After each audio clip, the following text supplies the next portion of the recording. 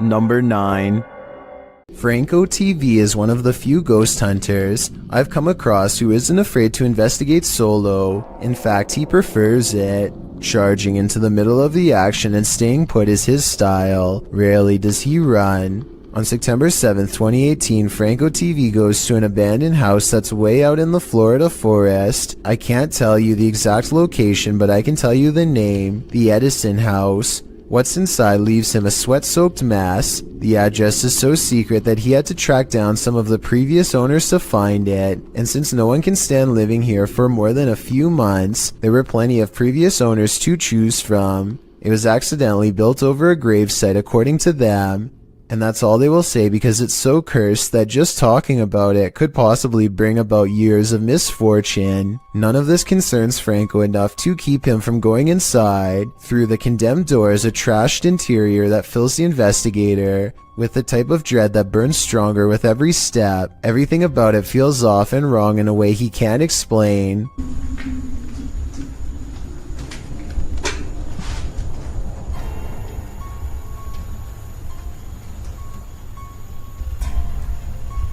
So weird. Past a crumbling kitchen is a small kid's room that feels colder than the rest of the house. And as he's reading but not adhering to the simple instructions on the wall, Get out. he hears the giggle of a child.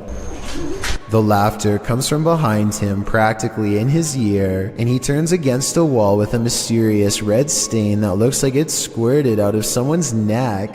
Across from him, this witch-like face appears against the window. It's most visible at approximately 3 minutes and 12 seconds, eyes and all. Undeterred, he goes to where it was standing and looks inside the room he was just in. As he's doing this, the same face now regards him through a crack in the doorway at 3 minutes and 40 seconds. It doesn't look like it's part of the door, but I guess it could be. The upstairs is cramped and uncomfortably hot. Down the hall is a red handprint that could belong to a child, except it's too high up on the wall. Perhaps they were struggling with someone, trying not to be carried into this room. As Franco stares into the room, dozens of comments point out this figure staring back out at him from within the closet, just like the far wall says. I couldn't really see anything at first, but when I did, I suddenly wished I didn't try so hard. Something's there. Franco doesn't spend much time in this room because he gets an especially bad feeling, but one thing I noticed was this jet black spirit orb float up towards him and disappear. That's not a bug. The anxiety he gets from the second floor is a little too much, even for him, and look what happens when he goes back downstairs. I'm hearing all sorts of noises everywhere, and I don't have no cover at all, and I'm in the middle of the forest. So, that's kind of like one of the reasons why it's going to be a little bit weird for me, because I can't deal with that.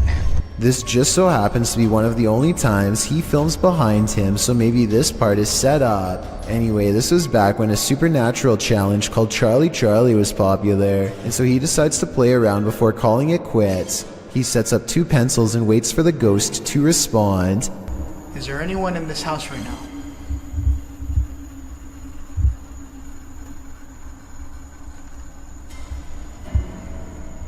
Is there anyone that's I don't know about you, but I see no strain. Do you wish me to leave this area? A closer look under the light at 9 minutes and 17 seconds shows that nothing is tied around the pencil at all. He follows its advice and goes outside. By now, Franco is soaked in sweat and still hearing movements that I don't think he's making up because they sound too far away, deeper in the forest. And from there? From there, I'm gonna head home. After that, I'm done. I gotta get out of here. Part of him wants to leave, but he knows he has to explore the surrounding property because it's where more spirits roam around their unmarked graves. While staring out into the wilderness, he hears them.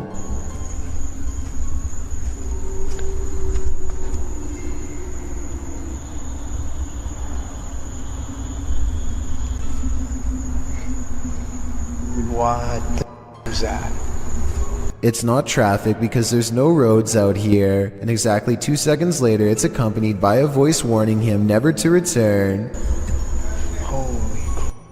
Advice that Franco TV decides to take as he walks away from the Edison house with the blank, horrified stare of a man who has been shown far too much.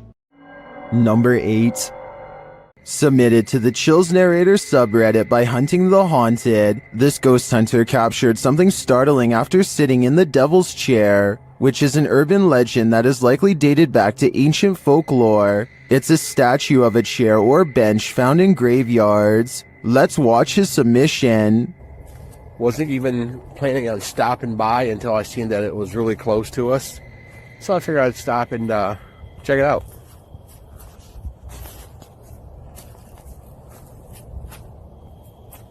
Oh, God.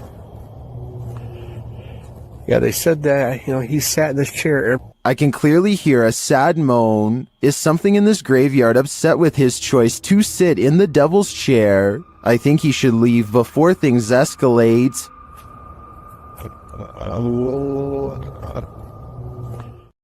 Number 7. A group of ghost hunters called PXTV go deep in the Wombwell Woods, a haunted forest in the UK where many people sadly go to take their lives. They split up to cover maximum ground, and one of them, Steve, finds a spot he deems suitable to begin an EVP session, which stands for Electronic Voice Phenomenon. He sets up his EVP box and asks any spirits nearby to make a light go on. When it does, he asks for 2 lights, but gets this verbal warning instead. Can you make 2 lights light up? Ovilus has just said run. But something descends upon Steve before he gets a chance to do as told. I didn't exactly see anything, but Steve says that he was pushed out of the way by something nearby. And when he looks at his EVP box, the translator displays the word run written in all capitals. I'm not sure if there's any way to tamper with these devices and make them say pre-programmed messages or not, but assuming this video really is unaltered, then the evidence is all right there to see. Number 6. The Southern Arizona Ghost and Paranormal Society teams up with fellow ghost hunters, the Mission Creeps, to investigate the ever-so-haunted Oliver House in Bisbee, Arizona. 26 people are said to have lost their lives here over the years, the most famous being a man named Nat Anderson, whose wife disposed of him with 2 rounds after learning of an affair. Now gathered in the historic bedroom of the Oliver House, they call upon Nat Anderson and possibly get a response. Somebody told us that Nat Anderson was here. Is Nat still here? This is one of the clearest paranormal voices I've ever heard. It sounds distinct yet in the same room as them. I'm wondering if this was edited in, and I'm especially looking for the opinion of any sound technicians. Here it is one more time.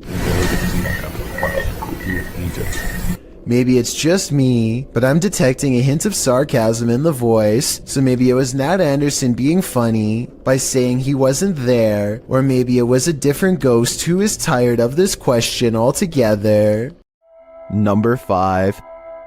On 3830 McMahon Road sits a lone white house which at first glance looks rather unassuming, but is actually a source of otherworldly evil. A place so foul that not even 2 separate exorcisms could fully cleanse its walls. Over 800 Native Americans are said to have lost their lives in the surrounding hills against federal forces, many of whom are thought to be buried under the Hinsdale House, fueling its foundations with anger. And that's just the beginning. Sometime in the 1800s, 2 outlaw brothers used this New York property as their sick trophy room. They would go after stagecoaches and left behind no witnesses. The bodies were mostly kept in the attic or left in the basement without a care. Outside, more lives were taken over the years at a pond and also at an old tree at just the right height for a rope, which was later struck by lightning. Nowadays, the heavily haunted Hinsdale House has become a location for ghost hunters like John and Amanda of Elevated Vlogs to explore whatever secrets lie within. John and Amanda are amateur ghost hunters without much paranormal experience, so their reactions are about as raw as it gets. Their night begins with a tour from the house's current owner, a man named Daniel Clays, who spared this house from getting demolished in 2015. He seems to have formed a truce with the spirits in return for saving them. The way he talks about his experiences, the more activity their camera catches around him. There's definitely something that's sinister, maybe darker, that comes out once in a while. But your best thing is to just ignore it and move on and go do something else. We were just standing in the kitchen and we had a camera on ourselves and they were talking about the exorcism this, exorcism that. And Daniel leaves them to explore the house on their own. And just kind of do a little explore before we sit down anywhere. And did you hear that? They also hear this noise, the sound someone makes with a hand over their mouth. but he said he has experienced somewhat of something dark here. Experience. They enter the room of Mary Dandy, the youngest daughter of a family who lived here during the 1970s, and find bugs on their backs, legs up, an odd characteristic that the room has become known for. An entity has attached itself here, something foul enough to attract flies and send them lifelessly to the floor without its presence. Or maybe these flies were placed here by Daniel to fool John and Amanda. Either way, the activity only seems to increase ever since standing in Mary's room. I think something runs ahead of them down the stairs into the basement. Maybe the final steps of someone trying to get away during a terrible event. Most people that check this place out will come with a team. Oh yeah, I'll go down first so you can show them this really cool... Did you hear that? What was that? And when they try to communicate with it, a scared little girl's voice comes across the airwaves. Are you okay with us staying here tonight?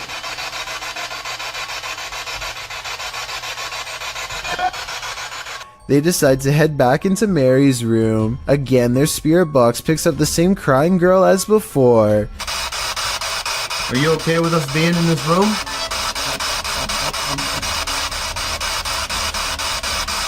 Can we sit here? And this is the third time they pick up her voice. Definitely the same girl the whole time. Are we safe? She's following them from room to room, and maybe behind her is the sinister force that Daniel warned them to stay away from. They decided to check out the attic before they get too scared. Remember what I said about the attic earlier? Sure enough, John feels a strong hand wrap his arm to pull him forward, followed by a supernatural confirmation from a gruff male voice.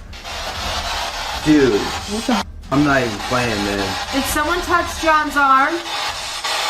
Like, no lie, it felt like there was just something Dude, that sounded like, yeah. They flee downstairs to regroup and find they can no longer leave. Something's outside.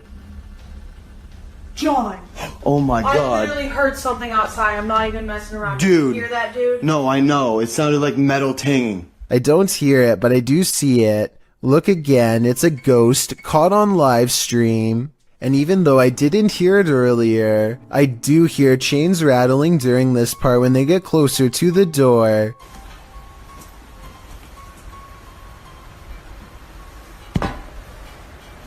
What's that noise? There's nothing left to do but wait it out in the Hinsdale house. After a night of fitful sleep, they decide to explore the hillside before getting out of there fast. They're still afraid from yesterday's events, but it's their job as paranormal investigators to keep going no matter what. So with their spirit box out, they wander into the woods. Within minutes, they record a voice. I hear 3 words. I need help. I need help. Then they hear a familiar voice, the same one responsible for grabbing John's arm in the attic. We're coming into the darker part of the woods here. Would somebody like to speak with us? Oh. Yep, that was definitely a male voice. And this part is either Amanda's voice edited in, or else somebody is humming a creepy tune right next to John. Leo, The forest is dark and cold. I agree with John that this is a different language. We're in the middle of the woods. There's no electrical. They come to a part of the woods that's particularly eerie for no reason at all. It's just a feeling they both have. That's when they realize the reason for their fears could not be directly underfoot. Did you die here? The thought of communicating with the other side has always made me uneasy, but speaking with someone while standing on their unmarked grave, as elevated vlogs seem to have done, takes that uneasiness to a whole other level. Number 4.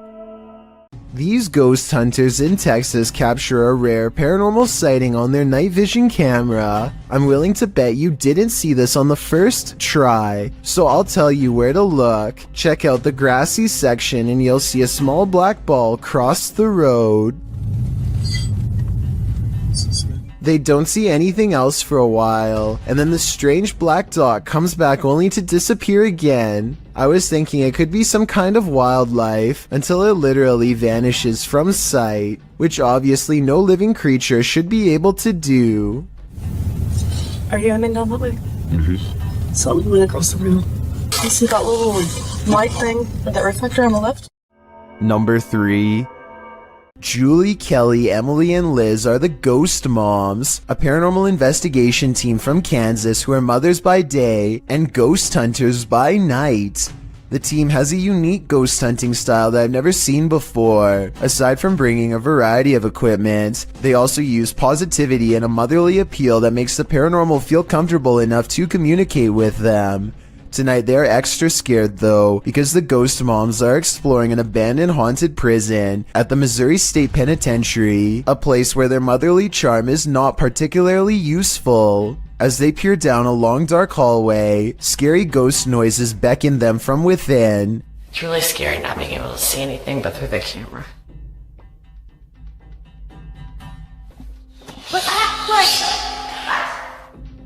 Here it is again with the sound up, the supposed creepy voice caught on tape. It could be a ghost EVP, or it could be something else like a bat flying away. It's hard to say which. They set up motion detecting paranormal equipment in the area where they heard the noise and apparently are able to convince a ghost to come out of its cell. Can you touch that ball? Oh, what? Touch the light if you live here? Oh, thank you. Okay, let go. Oh my gosh. A scary, loud noise from another cell demands their attention, and so they place a music box on the floor to see if anything is there. Why is it speeding up?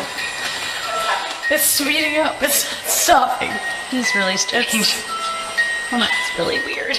They are scared because somebody has to be turning the handle to make the music play faster, and as you can see, none of the ghost hunters are near the object. It goes faster by itself. Why is it doing that? Oh, the REM pod's going off, Julie. REM pod just went off. Their equipment detects a ghost in the hallway when none of them are anywhere nearby, so that's bizarre to say the least, if not paranormal. Maybe it was a rat running by, but I think we all know it was probably a spirit. After the Ghost Moms split up to go exploring each haunted prison cell for more paranormal evidence, one of them hears what they think is a scary whispering voice, followed by a fit of laughter. Was it an EVP, or was it one of her fellow ghost hunters? Hear it. Shouldn't have been here. Number 2. Supposedly, a little girl saw 2 ghosts. Looks like a creepy little house. They say it's really haunted. A team of ghost hunters investigate recent paranormal activity at the Craig house where a ghost sighting has left a little girl really creeped out. Her mother suspects the house is haunted. So what do you think it is? Do you think it's... Probably ghost. The Craig family was not surprised when their daughter had a ghost sighting, because they've all experienced paranormal activity too. Weird things like the dial on their radio moving on its own, unexplainable noises in the basement, and scary voices whispering hello. But this time, the paranormal activity has gone too far by scaring their innocent daughter, and so the ghost hunters are called to investigate. They set up paranormal equipment in the haunted basement to see what kind of supernatural evidence they can capture on video. When nothing is caught on tape, the ghost hunters begin to doubt anything paranormal is down here, and so they challenge the ghost to reveal itself on camera. Make something move off these shelves. You little... No objects fall off the shelf, but apparently 3 minutes later a mysterious EVP is caught on camera when the ghost hunters are exploring the entrance to a room under the stairs.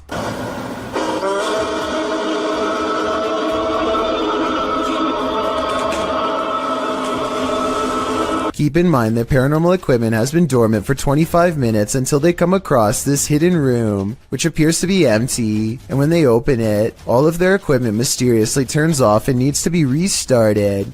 So I think they've let out something paranormal. As ghost hunters, it is their job to replicate the results, so as to provide the best paranormal evidence possible, which in this case means standing outside of the small space and taunting the ghost some more. Bring it to me. I'm going inside this little room. Demonic. Heaven or... Bring it to me. Let's see it. They said, Jordan. A strong and steady EVP does not stop until they take the batteries out, which I think were probably being drained fast. Judging from the weird sounds it makes, the ghost hunting equipment is being pushed past its limits and struggles to keep up with the paranormal energy surrounding it. Later, their EVP session takes them inside the closet of the girl's basement playroom, where she had a ghost sighting. He calls the ghost a coward for not properly showing itself, and... Coward is what you are.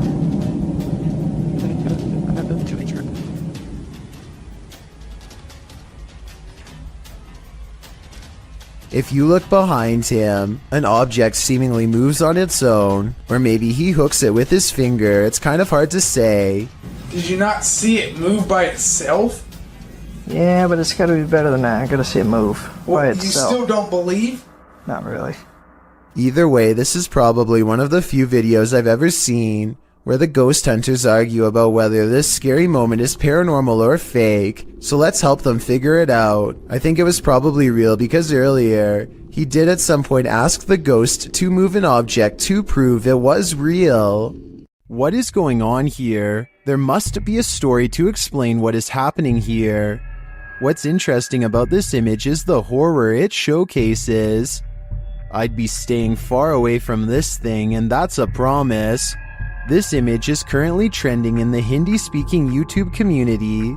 I came across it on a popular YouTube channel that creates content in this language, and I wanted to share it with you. It's a great example of how unique elements of horror can be found all around the world, each with its own twist. So, what do you think is going on here? I don't know how to edit anything at all. A ghost hunter travels to an abandoned house in Virginia on a road in the woods with no streetlights and no neighbors. A CCTV system is set up, which looks old-fashioned by today's standards but was state-of-the-art back in 2002, and at 8:13 at night, this pale ghost in the window is caught on camera. The ghost in the window is not the investigator. He's standing behind the camera adjusting it at the time. According to him, this window is 7 feet off the ground with no way for anyone to get up there in the first place. I was thinking it was a passing car, but he says the street was quiet as always.